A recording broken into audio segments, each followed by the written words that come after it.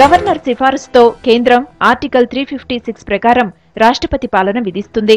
President rule implement అయితే అసెంబ్లీని రద్దు చేయడమో, సుప్తా చేతనావస్థలో ఉంచడమో చేస్తారు. ఏది చేసినా గవర్నర్ నివేదికే కీలకం. రాష్ట్రపతి పాలన అమల్లోకి వస్తే పాలన మొత్తం గవర్నర్ చేతుల్లోకి వెళ్తుంది. గవర్నర్కు అధికారాలున్నా కేంద్ర హోంశాఖ కీలకంగా వ్యవహరిస్తుంది. గవర్నర్ డెసిషన్ కు యూనియన్ హోం మినిస్ట్రీయే ఫైనల్ టచ్ ఇస్తుంది. బడ్జెట్ సంబంధిత విషయాల్లో పార్లమెంటే ఫైనల్. రాష్ట్రపతి ప్రతినిధిగా పాలనా వ్యవహారాల్ని గవర్నర్ చక్కబెడతారు.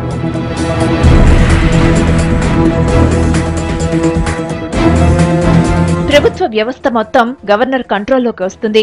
పాలనలో అధికారులే కీలకంగా మారుతారు. విధానపరమైన నిర్ణయాల్ని కూడా అధికారులే తీసుకుంటారు. అయితే గవర్నర్ పర్మిషన్తోనే అమలు జరుగుతోంది. చీఫ్ సెక్రటరీ పర్యవేక్షణలో అధికారులు విధులు నిర్వహిస్తారు. రాష్ట్రపతి పాలనలో అధికార విధుల్లో తేడాలు లేకపోయినా గవర్నర్కు జవాబుదారీగా ఉంటారు.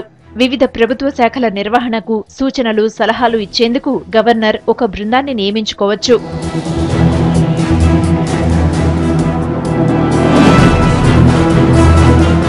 రాష్ట్రపతి పాలన విధిస్తే 2 నెలల్లోపు పార్లమెంటు ఆమోదం పొందాలి. రాష్ట్రపతి పాలన 6 నెలలు మాత్రమే ఉంటుంది.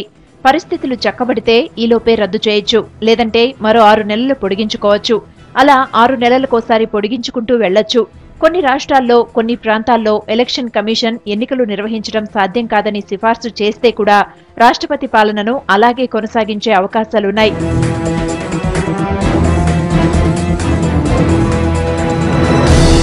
రాజకీయంగా ఎన్నో ఒడిదుడుకుల్ని చూసిన ఆంధ్రప్రదేశ్లో 1973లో తొలిసారిగా రాష్ట్రపతి పాలన విధించబడింది.